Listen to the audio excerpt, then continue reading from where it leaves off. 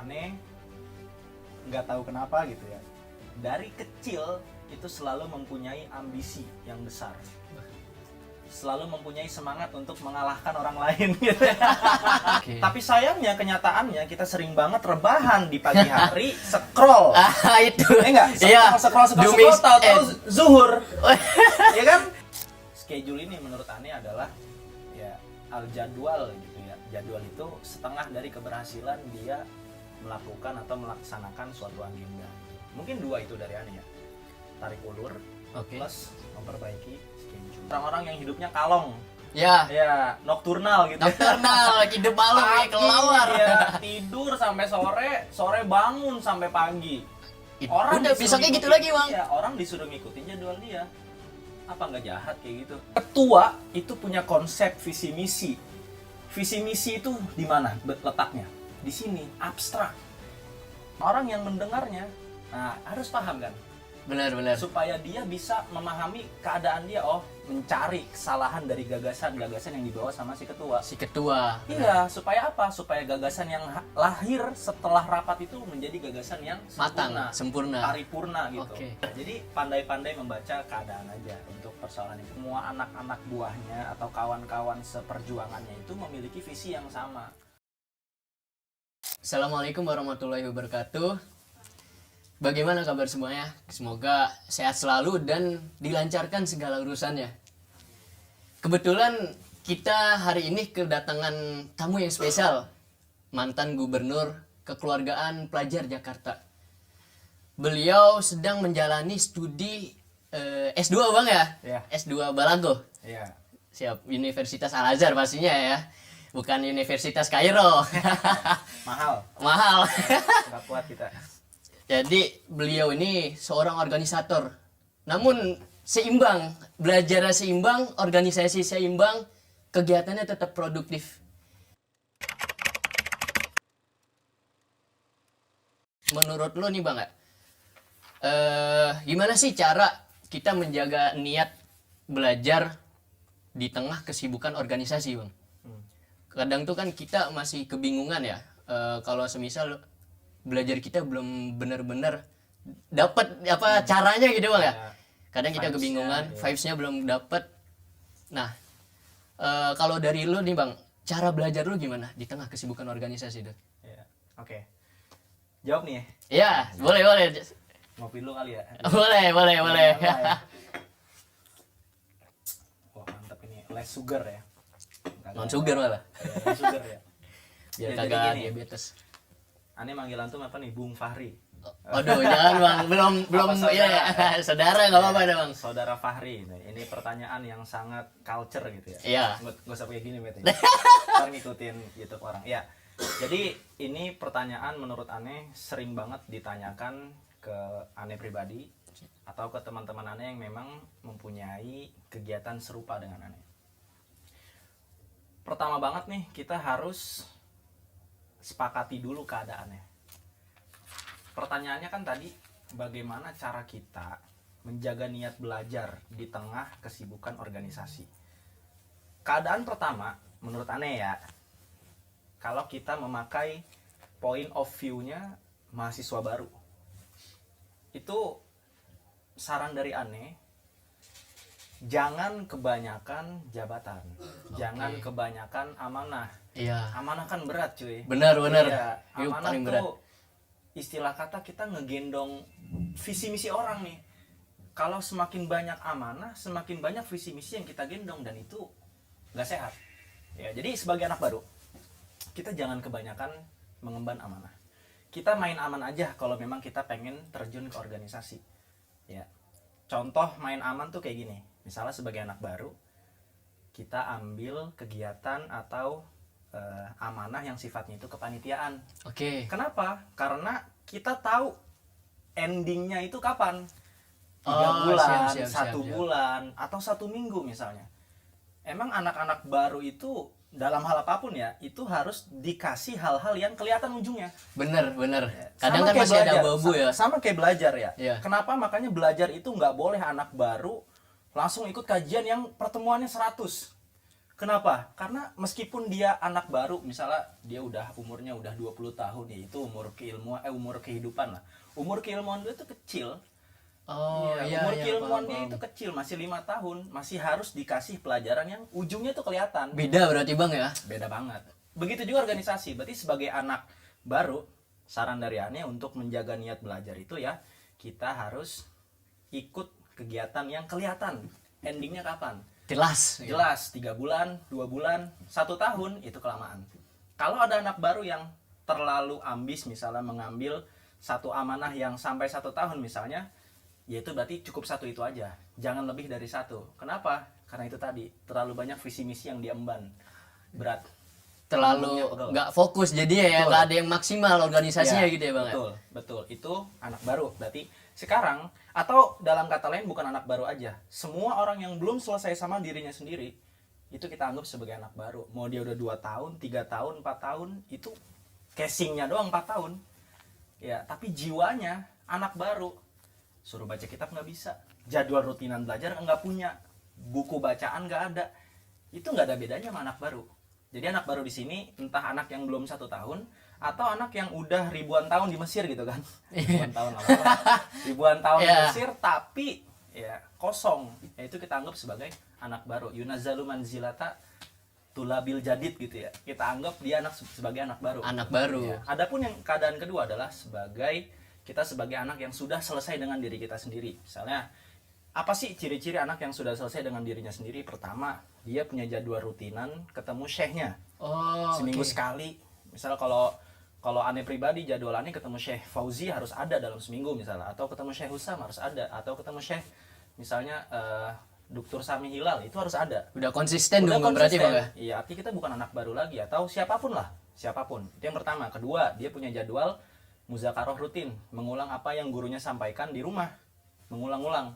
Itu bentuk kelompok atau emang muzakarah sendiri aja? Sendiri aja. Sendiri aja. Oke. Jadi pertama harus ketemu ke majelis, kedua dia harus punya me time sama apa yang udah dia dengar dari gurunya. Yang ketiga adalah dia punya kelompok belajar. Oke. Yang keempat adalah dia punya waktu untuk membaca buku selain buku pelajaran. 4 hal ini menurut Ane kalau Ilmiah udah ada, iya, kalau udah ada di dalam diri seseorang, maka dia sudah bisa dikatakan selesai dengan dirinya sendiri. Semoga kita semua gitu ya. Ya memang agak sulit cuman emang itu standar minimal kita Iya. bang ya harus. Ini omongan yang Ane sampein, ini bisa ente dapat tanpa ente harus jadi gubernur dulu, jadi Menko dulu. Siap, jadi siap. anggota yang lain dulu. Siap, Karena siap. Ane sudah merasakan ini dan Ane sudah beberapa kali ngobrol sama orang-orang. Oh ternyata benang merahnya di sini ya. Orang yang belum selesai sama dirinya sendiri, nggak usah buru-buru ngurusin orang. Karena kita sebagai individu adalah juz. Benar. Juz muqaddamun alal kul. Ngurusin diri sendiri itu lebih didahulukan sebelum mengurusi keseluruhan atau mengurusi kul gitu. Kalau yang gue dapat bang ya dari bacaan gue itu ada lingkaran kepentingan sih. Yang istilahnya tuh kita nggak bisa memberikan apapun itu, termasuk cinta, menghargai atau kekayaan termasuk juga. Kalau untuk diri kita sendiri aja masih belum bisa gitu bang ya. Apalagi ke orang lain gitu bang. Betul. Benar. Itu satu kaidah logika penting yang suka dilupakan. Benar. Kenapa? Karena semangat berorganisasinya mengalahkan ilmunya dia. Orang tuh sering kayak gitu, semangatnya selalu melebihi ilmunya. Akhirnya apa? Chaos dia. Chaos. Orang lain juga nggak dapat maksimalnya. Pasti. Dia sendiri pasti. chaos juga bang. Ketua yang membawa visi misi itu pasti chaos juga ketemu anggota kayak dia. Ya berarti kalau keadaannya adalah mahasiswa yang udah selesai sama dirinya sendiri, itu menurut Ane cukup mudah untuk mengatur atau menjaga niat belajarnya. Pertama, dia pasti paham yang namanya target prioritas dia. Oke. Dengan catatan, target prioritas ini itu bisa diketahui biasanya dengan mengikuti Kharitatul Ulum, peta keilmuan. Atau kalau misalnya nggak bisa ikut peta keilmuan, minimal dia ngobrol lah sama orang yang sudah paham jalan panjang belajar seperti apa. Kenapa dia harus memahami dengan betul peta keilmuan? Karena dia akan bisa menentukan prioritas.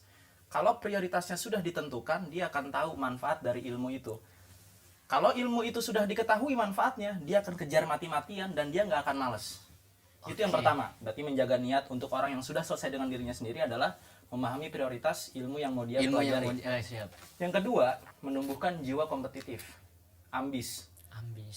Di kalangan kita, ya ini sepengalaman Ane, orang yang ambis itu dianggap anomali atau sebuah prestasi. Benar, gitu benar. Iya Ya, nggak? kayak agak apa namanya jarang di masyarakat luas tuh ambis tuh jarang ya. Kurang diperhatikan, tidak didukung, lebih Benar, banyak benar, tidak didukung. di-hate, lebih banyak di-hate. Benar. Padahal jiwa ambis itu yang menjadi modal Imam Syafi'i punya mazhab di Mesir. Oh, Imam Syafi'i itu ketika beliau pengen berangkat ke Mesir, beliau nanya dulu ke salah satu kawan dekatnya atau muridnya, namanya Imam Robi. Beliau nanya, ada apa sih di Mesir? Ahlul Mesir tuh gimana sih? Gitu.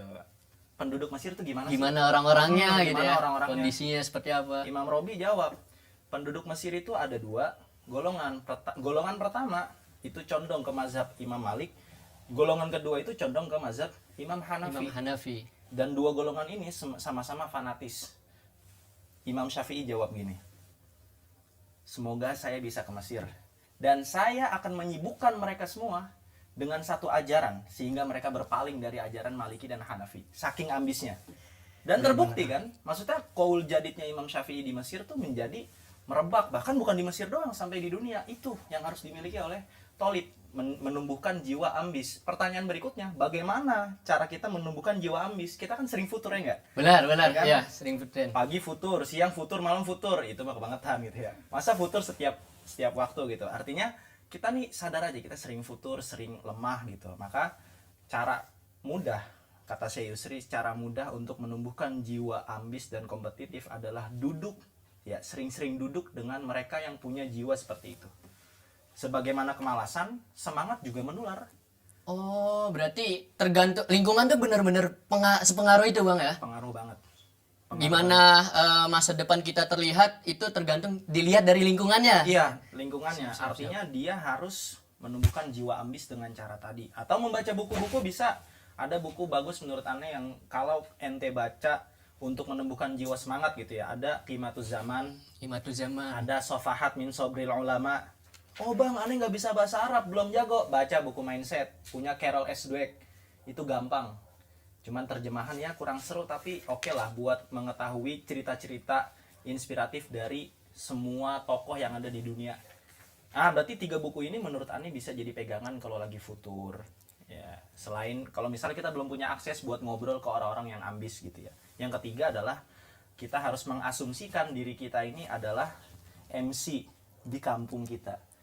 Apa tuh MC? Jadi tokoh ya, Ya. mau nggak mau kita mengarahkan masyarakat sekitar kampung kita Iya. itu ke arah yang benar gitu Bang ya. Iya, kita harus asumsikan diri kita adalah MC-nya. Tokoh utama. Iya, main karakternya di Siap. kampung kita. Karena kalau kita selalu menganggap diri kita nanti hanya sebagai NPC atau sebagai tokoh figuran, kita akan malas belajar, jujur aja. Bener, nggak ada target soalnya Kenapa Bang ya. target? Harus dipikirkan, kenapa saya harus belajar mawaris? Karena di kampung itu orang nggak ada yang paham mawaris. Seandainya Benar, paham, benar. pemahamannya nggak mendalam. Bener. Saya yang akan menguasai madah itu. Satu misalnya. Kenapa kita harus belajar mantik? Karena di kampung itu cara berpikir orang-orangnya itu nggak pada sistematis. Saya harus menyelesaikan masalah Oke. itu. Kenapa kita harus belajar akidah? Masih banyak orang yang percaya kalau makan itu bisa ngenyangin. Itu kan pemahaman bukan pemahaman Ahlus Sunnah wal Jamaah. Itu secara akal Bang ya. Iya, kalau minum menghilangkan dahaga. Siapa bilang minum yang menghilangkan dahaga? Bahkan teman-teman barangkali ada yang berkeyakinan kayak gitu kan. Iya, Minum benar. menghilangkan dahaga, kopi menghilangkan ngantuk. Padahal semuanya itu Allah yang gituin. Kalau kita berkeyakinan seperti itu berarti kan salah. Nah, berarti kan kita harus selalu mempunyai asumsi kalau kita itu ketika pulang kita MC-nya. Maka harus mati-matian belajarnya. Kayak gitu. Nah, dengan 3 hal ini orang yang sudah selesai dengan dirinya sendiri, mau dia ikut di organisasi apapun aman. Aman. Intinya Aman. selesai dengan diri sendiri. Itu dia. Dan mungkin gua ngambil kesimpulan ke lu Bang, bahwasanya kita bisa membaca diri sendiri dulu Bang ya berarti. Harus. Membaca diri sendiri dalam artian kita tahu kekurangannya di mana dan kelebihannya di mana. Iya. Sehingga kita mengetahui langkah kita selanjutnya itu apa yang tepat Iya, gitu Bang ya. Termasuk betul. Qoridatul Ulum itu kan menyesuaikan dengan Betul. kondisi kita itu seperti apa. Iya, betul. Siap, siap. Minum dulu Bang, boleh Bang? Ya, biar chill gitu ya. Chill dulu Bang. Bah, mantap ini kopinya. Biasa. Langganan. Kopi apa nih? Eits. Sponsor. Sponsor. Masuk sponsor, info kan. Ini beli Cafe Indo BTW ya. Iya, iya, menarik, menarik.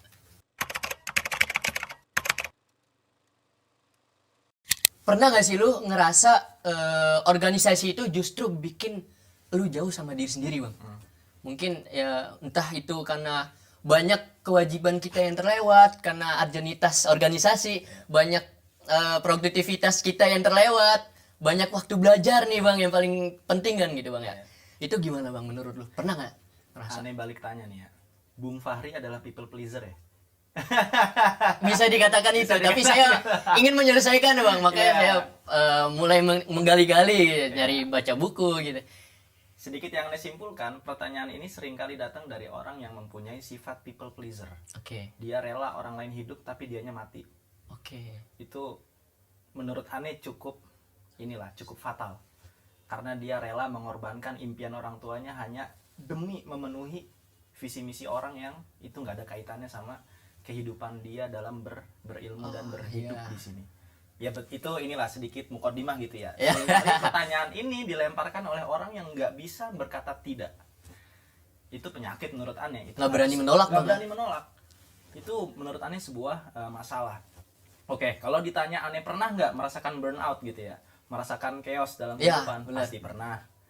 Ya, 5-6 tahun di Mesir itu udah barang pasti kita merasakan burnout, terutama untuk kita yang aktif di organisasi dan di belajar. Dan ketika burnout gitu ya, ketika kita udah di fase dimana ngerasa jauh banget sama diri kita, yang bisa Aneh lakuin pada saat itu adalah Aneh harus ingat-ingat lagi kalau amanah ini sudah Aneh terima dengan kesadaran penuh, maka semua yang harus dimulai harus diselesaikan. Tanggung jawab, Bang ya? Yah, tanggung jawab, nggak ada urusan burnout, chaos, ada masalah di tengah-tengah, selesain. Keputusan tetap keputusan, harus Iya, diselesaikan. harus diselesaikan ketika sudah apalagi disumpah. Benar, itu banyak sih ya, banyak yang seperti itu. Iya, jadi esensi sumpahnya itu berasa ketika orang itu siap menyelesaikan sampai selesai. Meskipun dia nggak berkontribusi amat lah, perannya itu nggak strategis, tapi setidaknya dia nggak keluar. Dia mampu stay on the track sampai habis. Never give up, Bang ya. Itu dia. Kita jadi jaksel gini kan. Emang harus namanya begitu loh. KPJ gitu, Bang ya. Jakarta. Ini udah bahasa Inggris Adhikara Kreatif agensi, ada Inggris ya gitu, Bang. Oh, ini yang bikin bocah jaksel gitu. Emang harus begitu, Azhari progresif ini namanya gitu. Siap menguasai paradigma barat dan timur gitu. Itu mantap. Ya, jadi kembali ke topik ya. Jadi kalau Aneh mengasumsikan keadaan ini ketika Aneh menjadi gubernur. Oke. Apapun yang kedepannya bakal Aneh hadapi, apalagi cuman burnout gitu kan, itu tugas ini harus Aneh selesaikan dan harus maksimal. Aneh nggak boleh berlindung di balik saya lagi lelah. Akhirnya saya tinggalkan hal-hal yang sifatnya itu adalah janji misalnya, atau hal-hal yang sifatnya itu strategis. Nggak bisa kayak gitu ya. Nah, itu yang pertama banget kita harus tanamin itu. Adapun kalau kita sudah butuh banget sama yang namanya tarik nafas sebentar, ya kita punya caranya lah. Kita harus punya beberapa cara yang bisa mengembalikan lagi semangat kita. Tuh, pertama, Aneh selalu sampaikan ini ketika teman-teman bertanya atau ketika ngobrol di seminar. Aneh selalu bilang pinter-pinter tarik ulur dalam berorganisasi. Siap. Misalnya kalau dulu ketika Aneh jadi gubernur, Aneh selalu mikir dalam 1 minggu Aneh pasti ada low baterai gitu dalam 1 minggu. Iya, benar. Semua orang mungkin ngerasain itu juga ya, pasti. Iya, semua orang. Nah, dalam 1 minggu itu Aneh harus punya cara untuk ngecharge semangat Aneh. Kalau Aneh harus punya 1 atau 2 hari Aneh harus berangkat ke majelis atau Aneh ziarah. Kalau Aneh itu ya, hanya dengan cara itu Aneh bisa mengembalikan semangat Aneh berorganisasi. Justru ngaji nih ya. Ngecasnya ngaji ya. karena di dalam ngaji itu menurut Aneh itu akan menimbulkan kembali rasa semangat Aneh. Oke. Artinya ketika Aneh mendapatkan teori baru misalnya, Aneh bisa sampaikan ini nanti di program ini misalnya, Aneh bisa sampaikan ini di program ini gitu. Jadi ada aja gitu nanti ide-ide yang lahir dari hasil Aneh datang ke majelis gitu. Itu kalau pengalaman Aneh. Intinya tarik ulur ini menurut Aneh harus dikomunikasikan juga. Misalnya setiap Senin Selasa Aneh pasti bilang ke wakil Aneh misalnya atau ke BPH Aneh Senin tanggal segini jam segini Aneh nggak bisa, tolong diwakilkan. Kalau memang nggak mendesak gitu. Jadi biar kita tuh tetap waras dalam 1 tahun, apalagi gubernur lah. Itu Benar-benar wah, hektik itu banget Bang ya. parah. 90% jiwa atau dan ragaan itu buat organisasi ini.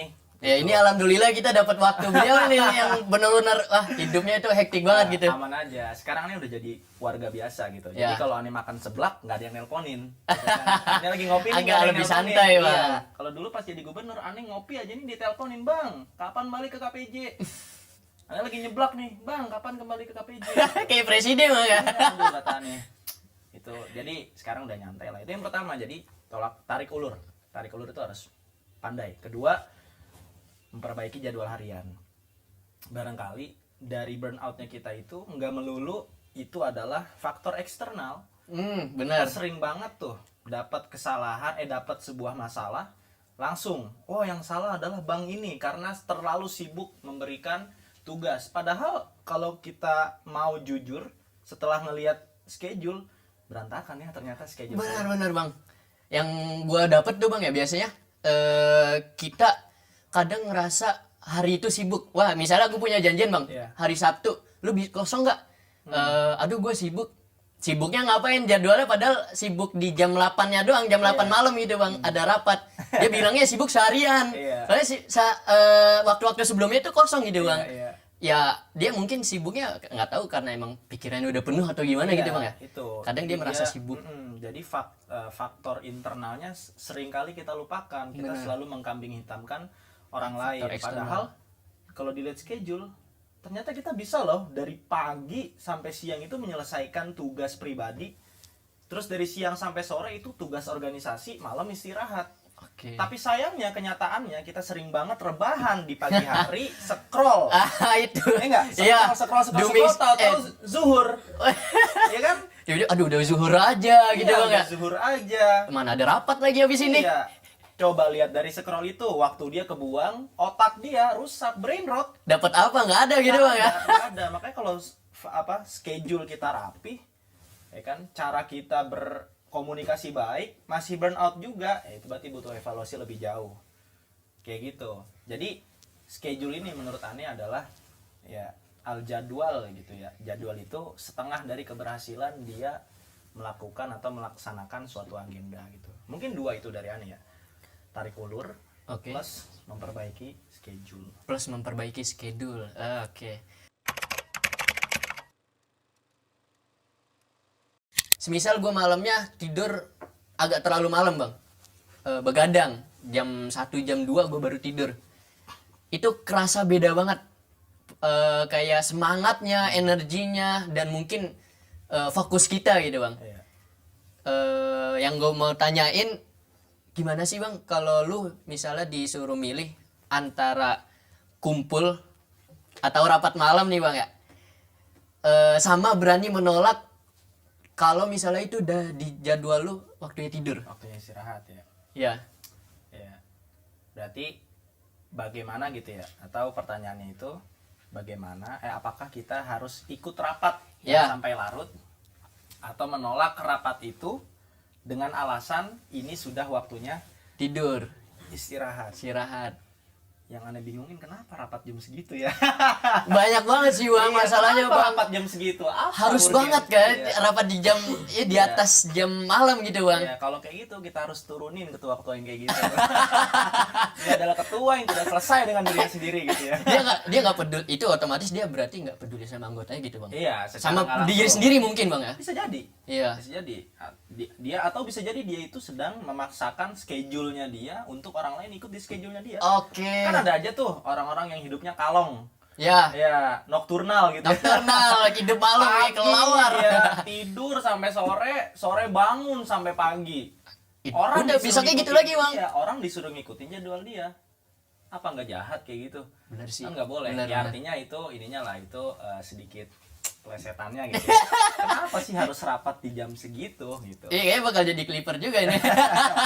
Boleh. Ya, tapi keadaan berikutnya adalah kalau memang ternyata urgensi rapat di jam segitu memang sudah sangat mengharuskan kita melakukannya. Misal rapatnya itu harus malam. Kenapa? Karena kalau pagi, siang, sore misalnya tempatnya dipakai. Nah itu Oke. kan misalnya nggak ada tempat lagi gitu. Atau misalnya kalau malam itu enak teman-teman udah nggak ada yang kuliah, talaki dan belajar misalnya udah pada nyantai. Udah kosong. Iya, intinya harus ada alasan logis dulu sebelum kita menerima kenapa rapatnya jam segini. Sibuknya bener-bener sibuk tuh dari pagi sampai sore, bukan sibuk scrolling gitu Iya, bang ya. scrolling itu ntar dulu lah masih alay yang kayak gitu nggak kita Aduh. ajak organisasi Iya, iya, lah gitu. iya. Ya jadi itu dulu yang dipertanyakan. Kalau memang sudah fix ya keputusan ini sudah bulat rapat di malam hari, lagi-lagi kita lihat keadaan siapa kita. Oke. Ya, siapa kita? Kalau kita mendapatkan jabatan strategis misalnya sebagai koor, ketua acara, atau sekre, atau bahkan presiden gubernur, mau nggak mau detik itu juga meskipun itu waktu istirahat maka kita harus datang. Karena tanpa adanya kita, acara ini akan jomplang. Ngaret. Iya akan ngaret Nggak misalnya, sesuai atau misalnya jadwal. akhirnya konsep rapatnya itu jadi nggak sempurna, hasil rapatnya itu jadi nggak sempurna karena nggak ada kita. Benar-benar. Itu kalau kita sebagai koor. Atau kalau misalnya banget nih kita sebagai koor atau punya jabatan strategis pengen banget tidak hadir atau harus banget nggak hadir, maka harus mencari delegasi yang apple to apple. Cari delegasi yang IQ-nya nggak jongkok lah gitu ya. Cari delegasi yang kadar pemahaman, kadar pembuatan argumen, pembuatan konsep itu sama kayak kita. Kenapa? Karena kalau kita mendelegasikan orang yang nggak lebih pintar dari kita, kesian men itu acara. Kesian, bakal Chaos, kacau. bakal. Dia datang tapi kayak nggak datang.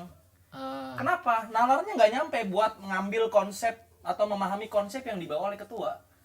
Itu nggak boleh kayak gitu. Kita sebagai koor jatuhnya kita nggak tahu tempat mendelegasikan orang sembarangan. Karena kan ini supaya teman-teman juga paham, rapat itu jangan disepelekan dengan kata cuma. Oke. Jangan disepelekan dengan kata cuma, apalagi rapat yang sifatnya itu acara-acara besar. Misalnya kalau di NU berarti kan ada konvercap misalnya atau harlah NU, itu jangan dianggap dengan atau disepelekan atau direduksi dengan kata cuma. Kenapa? Karena di dalam rapat itu ada ketua pasti. Benar. Ketua itu punya konsep visi misi.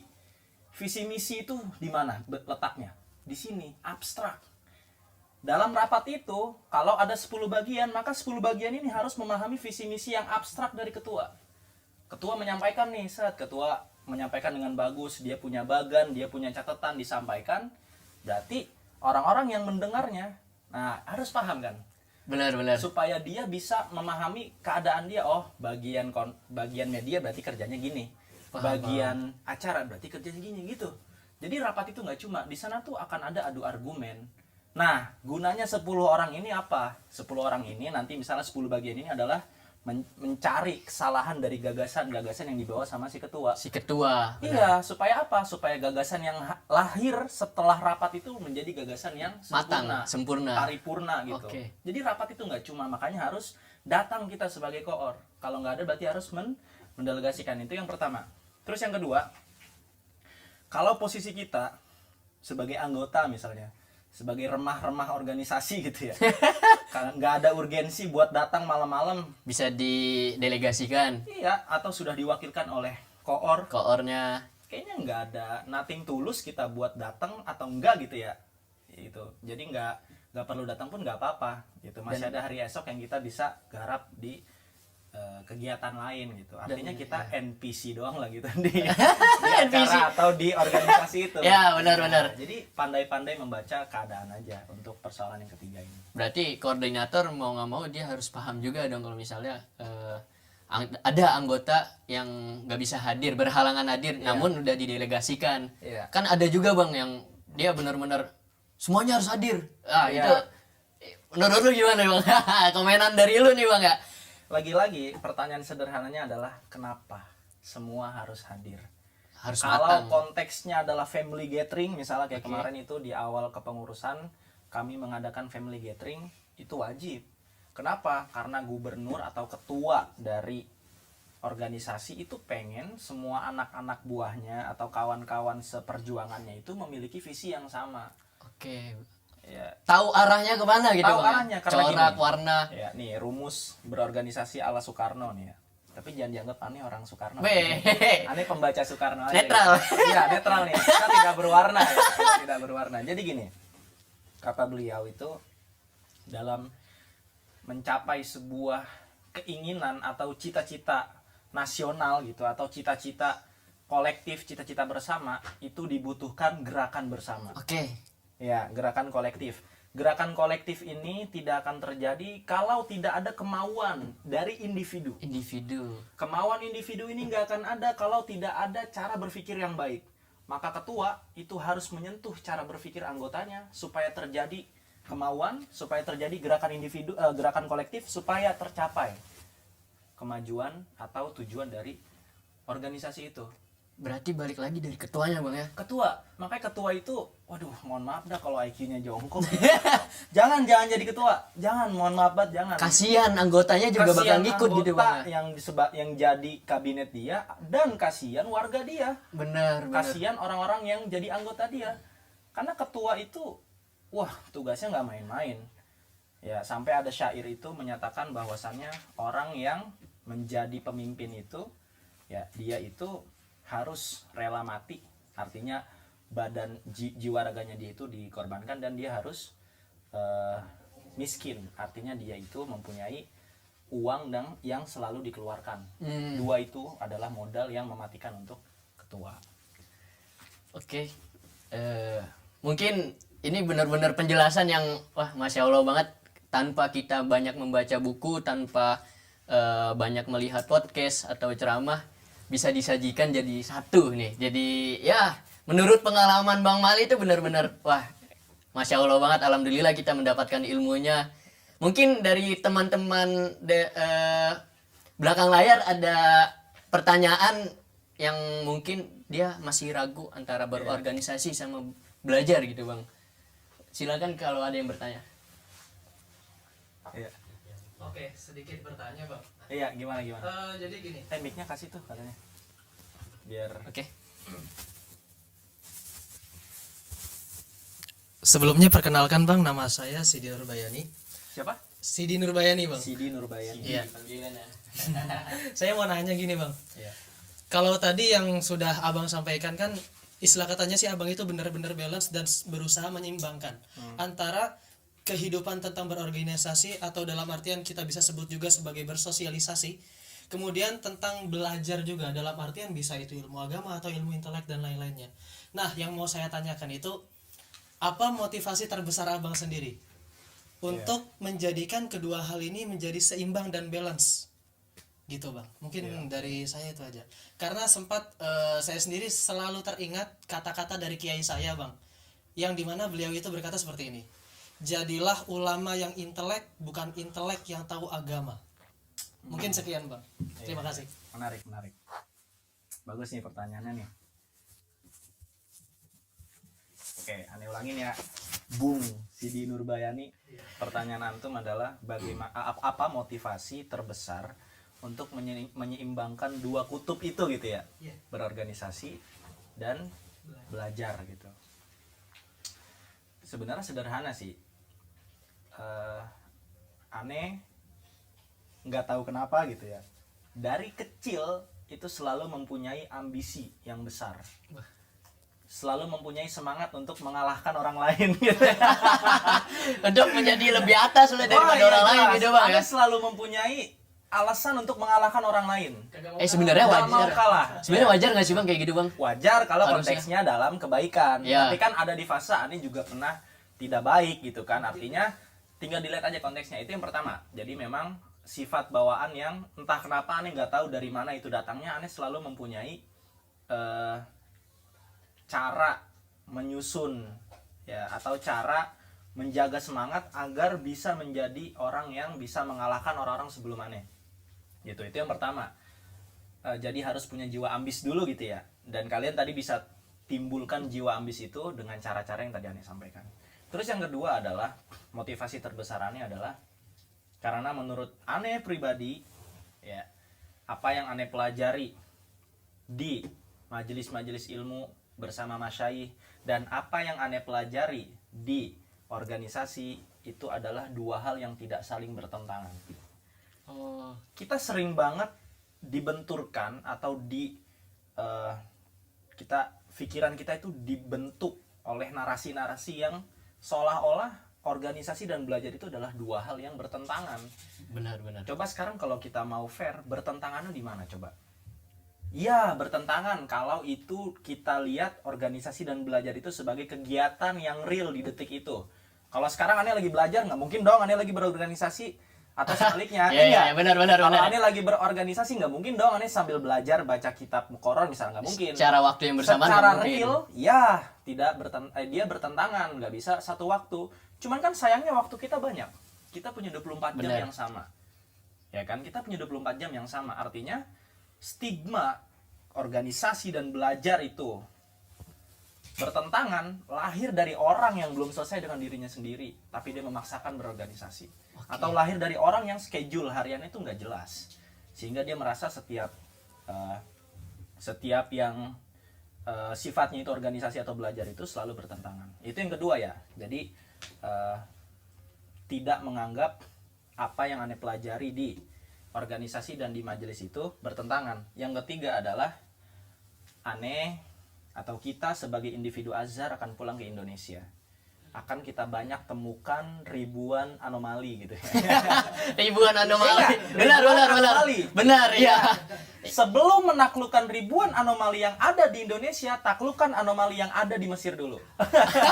Sebagai apa? Sebagai trial dan error. Ya. Misalnya misalnya Ustadz sih. Misalnya Bung Fahri gitu ya, atau Bung Sidi Nurbayani. Misalnya aneh ketemu kalian berdua. Oh, Bung Fahri sifatnya A, Bung Sidi Nurbayani sifatnya B. Aneh sudah tahu bagaimana cara memperlakukan kalian berdua.